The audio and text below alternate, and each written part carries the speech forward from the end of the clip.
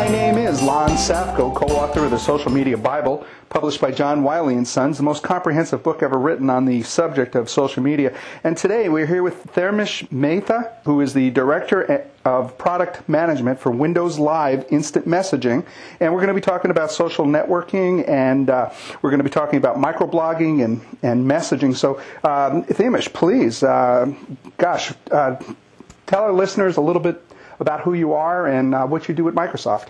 Hey, Lon. Thanks for the intro. So, as Lon said, I'm a Director of Product Management for Windows Live, and I cover our instant messaging and social networking businesses. So that covers everything from Windows Live Messenger to Spaces and Groups to our profile page, what's new, our photo sharing. And so it's really about all those real-time as well as asynchronous sharing solutions that we have that span your PC as well as the web.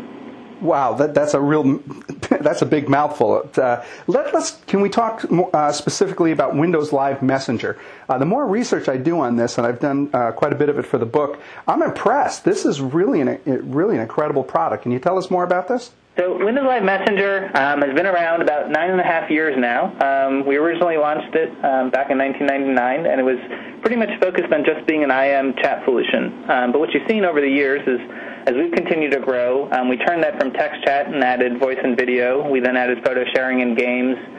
We've added a ton of personal expressions, so you can change your display pictures and record videos with your webcam. Allow you to have both those real-time conversations, but also asynchronous offline instant messages.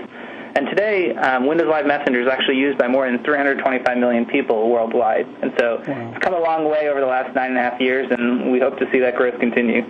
Well, that's absolutely amazing. 325 million is a really huge audience.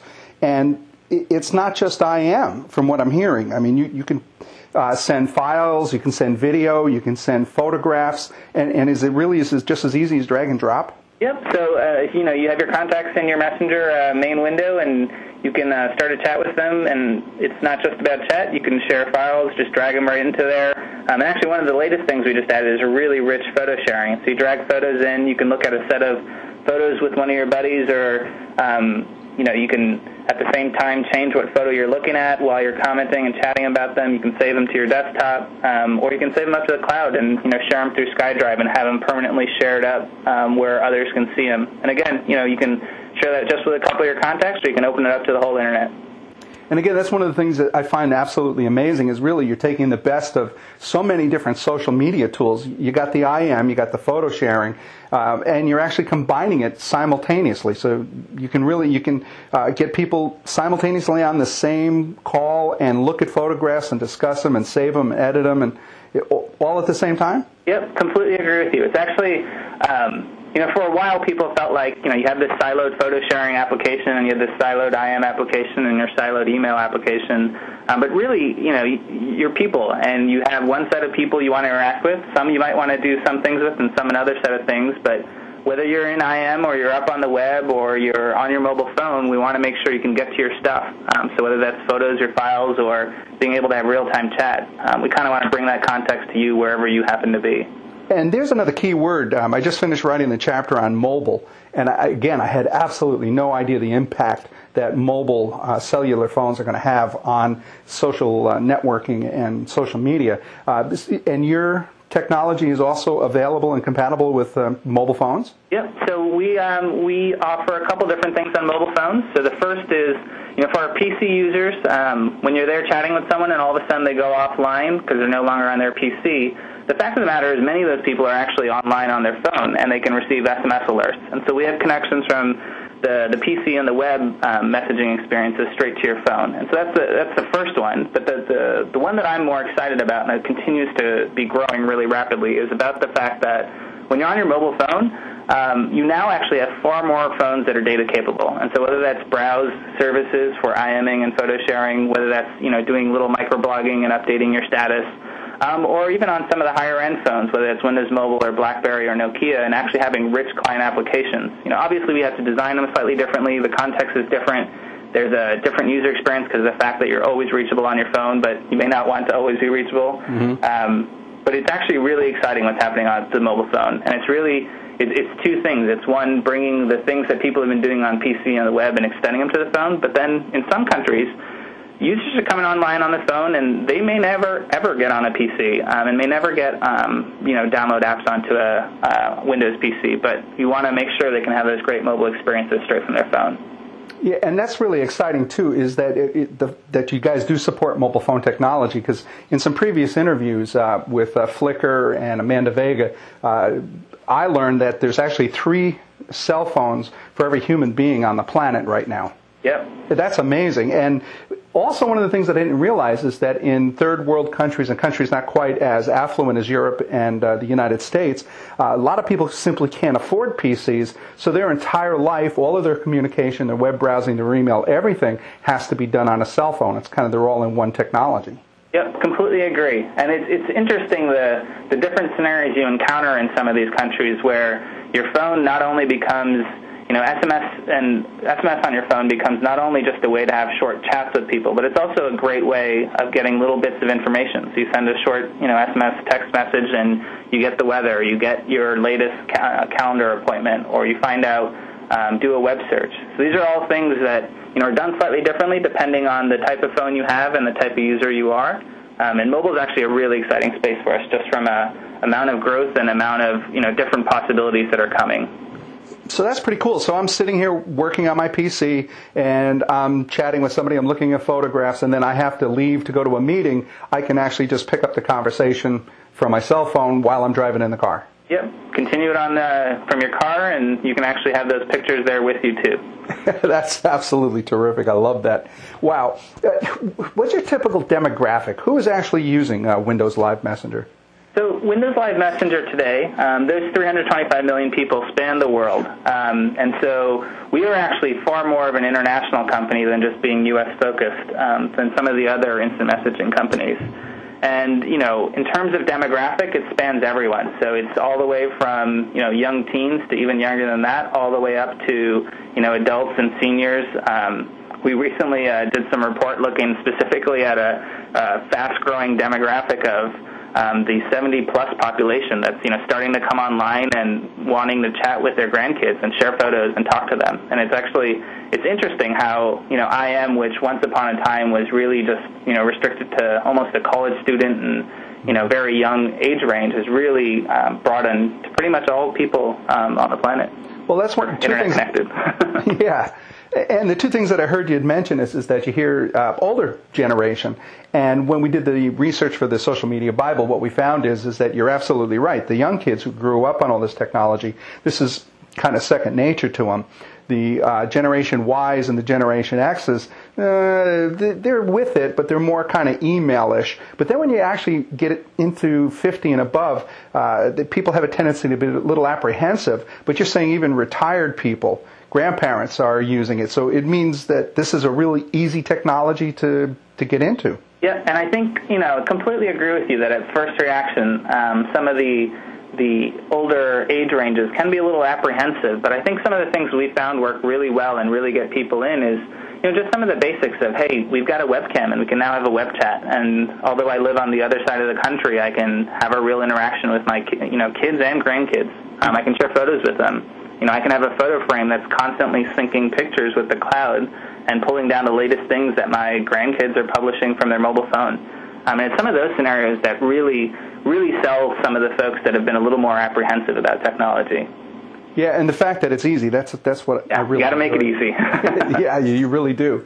And the other thing that I'm excited to hear you say is that too often when we talk about social media and technology, we just look at kind of U.S.-centric, like we're the center of the world, when in fact there's a whole rest of the world out there. And what you're saying is 325 million people kind of dispersed throughout the entire planet. Yep.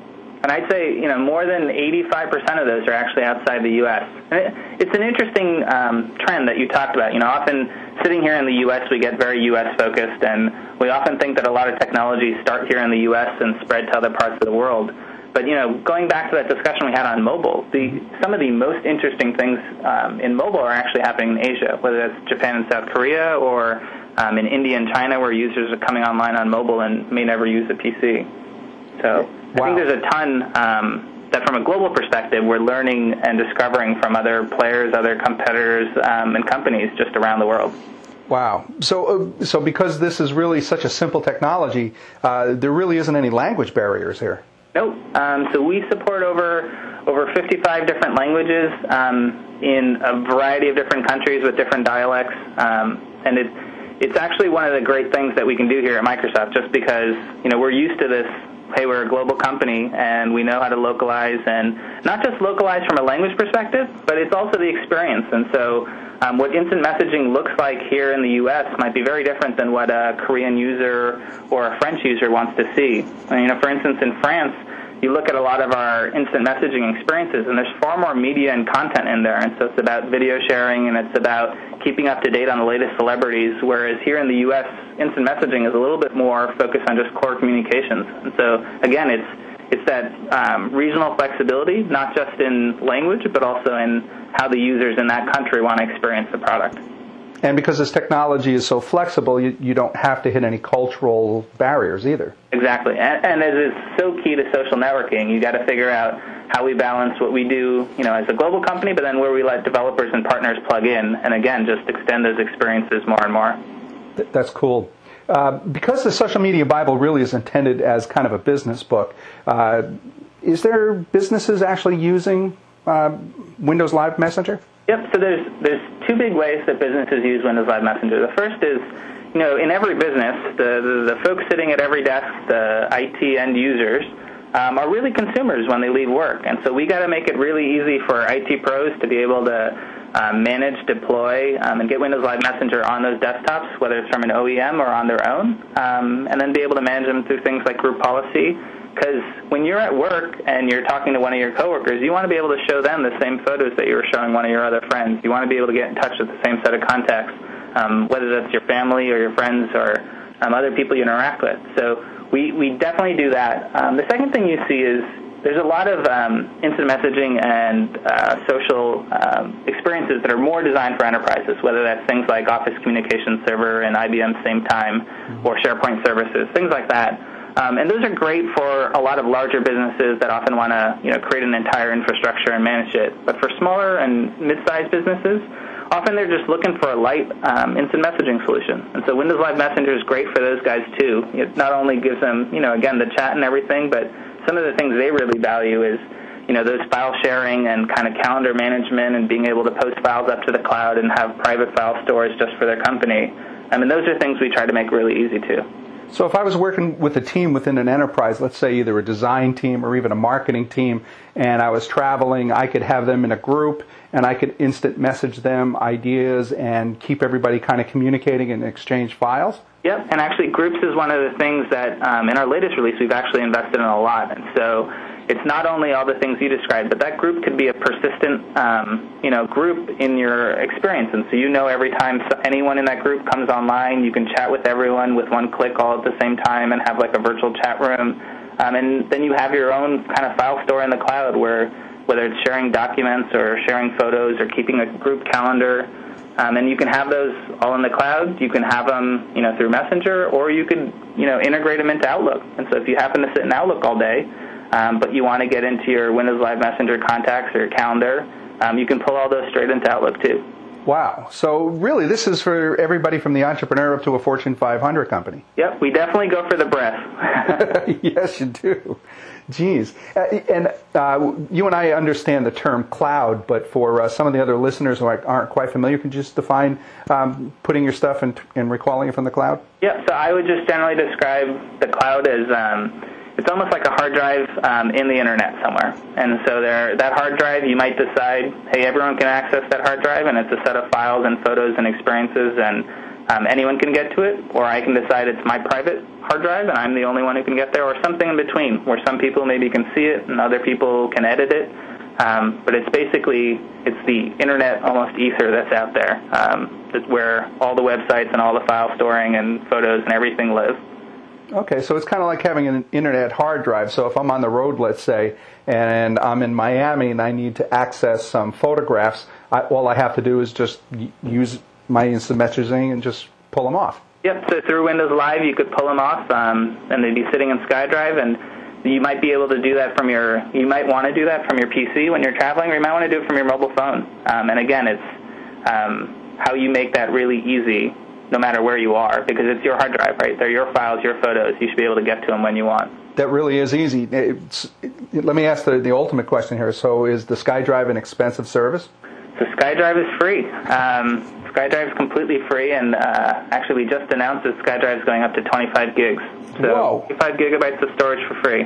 Whoa, serious? Yep. Windows Live Messenger is completely free. The entire set of Windows Live services and client applications, all entirely free. And we make our money through advertising, and advertisers are there sometimes in your standard, advertisements that you see on things, but often the advertisers are the one who are building games and branded experiences and cool themes and, pictures you can share with your friends. And so there are many different ways that advertisers plug in, but to you, everything is free. Wow. And you know what? I don't mind advertisers, especially now with your ability to really target the advertisements really to what my likes and dislikes are. Yep. And advertisers completely, what they want to do is reach the person who cares about them. And so for us, the goal we're always trying to do is how do we make advertising as useful for the consumer or the person who's using our services, because at the end of the day, that's good for you and it's good for the advertiser. See, that's a nice thing to hear. You don't often hear people saying making advertisers or advertisements good to the user. It's usually just spamming. But you're absolutely right. The advertisements that do come through are very targeted and useful. Yep, that's definitely our goal. That's great. You had mentioned that you're bringing on some new features. Is there any kind of insights or secrets you could tell us, our listeners, about some of the new features you guys are going to be releasing? Yep, so right now we have a beta that's out that we released just about 2 months ago, and we're polishing that up. We've been getting a bunch of feedback before we get the final release out. A lot of what you'll start to see is, for many years, Windows Live had Messenger and we had Hotmail, and they were kind of two standalone services, one for IM and one for email. What we've really started to do over the last year, and what you'll see a ton more of, is how you weave together the fact that there's a bunch of social things people want to do, and sometimes it's IM and chat, sometimes it's email, sometimes it's photo sharing, sometimes it's stuff that's not even on Windows Live. So when I'm on Windows Live, and I've got a feed going of everything happening on Windows Live, it'd be great if I didn't just get my updates from Windows Live, but I also got, what am I doing on Flickr? What am I doing on Twitter? And so a lot of what we're really investing in is the fact that, hey, you're one user, and you want to have one place where you can kind of manage all the stuff going on, across your different websites and services that you use. And so we've signed up a ton of partners. We're continuing to sign up more so that you can kind of have that one place to see what's going on with all your contacts and all the things they're doing across the internet. Make that really easy for you so you don't have to go to 15 websites with 15 logins and passwords and everything. That really is important, because with all of the different social media websites out there, and you just mentioned, okay, Flickr's a competitor, but a lot of people have a lot of content on there. Yep. So you're actually going to interface with a competitor. So I look at them as, they're a competitor, but they're also a partner. And so, we'd love you to use our photo sharing experience, but we fully realize a lot of people use Flickr, and some of those people may never want to switch. And so we'll make Windows Live work great with Flickr too. See, that's a great attitude, and that's why it's going to be successful. Yep. I love that. Is there any kind of a customer success story that you might be able to share?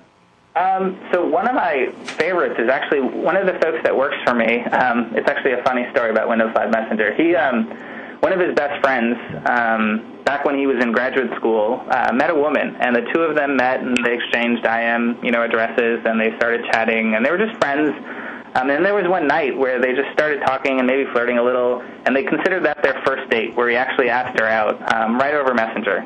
Wow. And, it was kind of funny that, he was a little shy, and so he used Messenger to first ask her out. They dated for a while. They traveled while they were remote. Messenger was the way, they would have video chats with each other, and it's kind of how they kept in touch.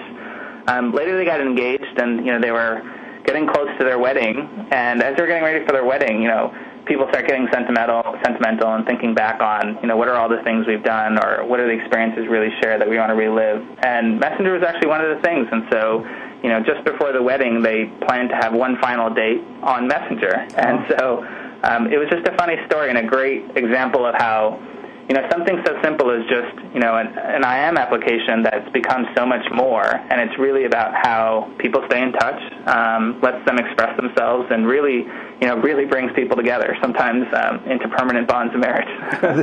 That is pretty amazing. I mean, talk about trusted network. Yep. I mean, they just started with an IM, and then their whole relationship built. And what's kind of cool is they brought it around back again, full circle. Yeah. That is really neat. Yeah, look, hey, you contributed to the happiness of a couple's life. Yep, we love doing things like that. That is a great story. Wow. You shared a couple of the stats. Can you summarize some of the statistics about what's going on with you guys? Yep, so we, as I said, we're over 325 million people worldwide. 85% plus is international, so outside of the U.S., spanning, over 55 different languages, a bunch of different dialects and customizations from there. We've passed a ton of messages, and so between those 325 million people, they have tens of billions of contact relationships between those people. And, in the short time that you and I have been talking, our users will send over about 100, 150 million messages just in this short time. Oh, my gosh. Yeah. Those are staggering statistics. Those are huge. So our servers are busy for sure. Jeez. So we'd mentioned mobile earlier. So this is something that you're committed to, and you're going to be bringing on new apps and new partners? Definitely. And so mobile for us spans what I describe as 3 different layers. So there's a layer that's around SMS services, and those pretty much apply to every phone out on the planet. Then there's a layer of services that we'll offer that are what we call browse services. So you access them from a web browser on your mobile phone. So any mobile phone that they often call them WAP capable, and that's actually a pretty large proportion of phones these days. And then our highest end and most rich applications and experiences on mobile are what we call client applications for the phone. And there you really need a smartphone. And, again, we'll build stuff for Windows Mobile, and we'd love for you to get a Windows Mobile phone, but we realize there's a lot of people out there that have Nokia or BlackBerry or other just Java phones. And so we'll build client applications for all of those, too. Wow. You guys obviously got it down when it comes to social networking and social media. Are there some other different platforms that you guys might be able to, you're working on, you might be able to mention? So, the biggest thing we're doing within Windows Live right now is the fact that, to some of what we spoke about earlier, it's really about bringing all those social experiences into the context of where you are. So when you're an IM, we've got now a What's New feed that shows you all the photo sharing and feeds and updates and all the things going on across your network. And we'll do that with Hotmail, too. And so it's really about bringing social into your other experiences so you don't have to go somewhere else just to find these things. And that's really the big focus for Windows Live. The other thing you'll see Microsoft doing is on the enterprise side, we have, and for those business users, we have SharePoint services. And so SharePoint services and SharePoint in general kind of grew up originally as more of a document management and file repository. And what you've noticed is enterprises, just like consumers, are becoming more and more social. And so SharePoint has continued to evolve. You've now got people's profiles and their expertise. You've got the ability to, manage stuff at the same time, create team sites, create groups. The thing you'll see differently is SharePoint, obviously, as it's more focused on enterprise, will think more about things like knowledge management and archival and IT group policy and things like that, whereas Windows Live will obviously focus more on some of the more consumer scenarios around, having fun and interacting with your friends and family. Wow.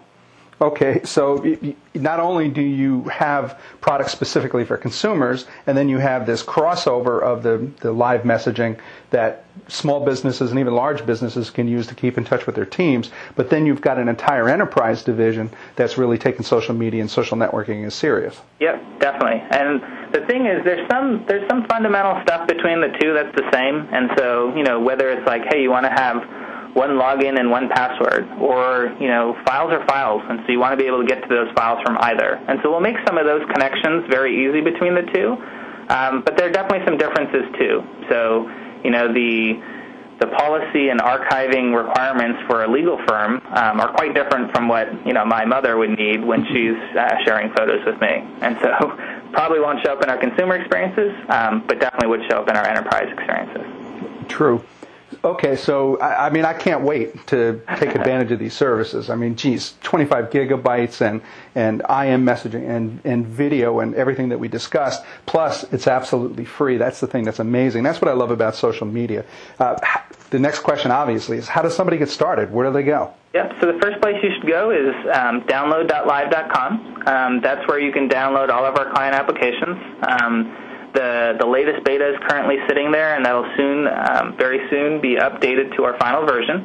And the only thing you'll need to get started is a Windows Live ID. So if you've got a Hotmail account or a Messenger account or any of those, you've already got one. It's basically your email address. And if you don't, you can basically use any email address you already have. So even if it's a Yahoo account or a Gmail account, you can just use that as your login to get in. Wow. And that's where you get started with Windows Live Messenger. Oh, geez. Well, this is terrific. A lot of good data in here. I'm going to have to listen to this podcast a couple times myself. Is there anything else that you can add? Any other new ideas or thoughts or summary that our listeners may benefit from? Well, the last thing I tell you is use this on your PC, use this on the web, use this on the mobile phone, and definitely give us your feedback. We'd love to hear what you're thinking, what you're liking, what you're not liking. We're always looking to improve. And that's what I love to hear, too, is that you actually listen to the customers. Time and time again, just this morning I interviewed Gary Vaynerchuk, and the most important thing that he said is that he answers every single email, he reads them all, because that's how he understands what his customers are wanting. And I'm hearing that Microsoft and you do exactly the same thing. You listen to the customers. Definitely. If we're not listening to them, we're not able to get our product out. You got to listen to the customer. You got to love that attitude. I appreciate that so much. I really do.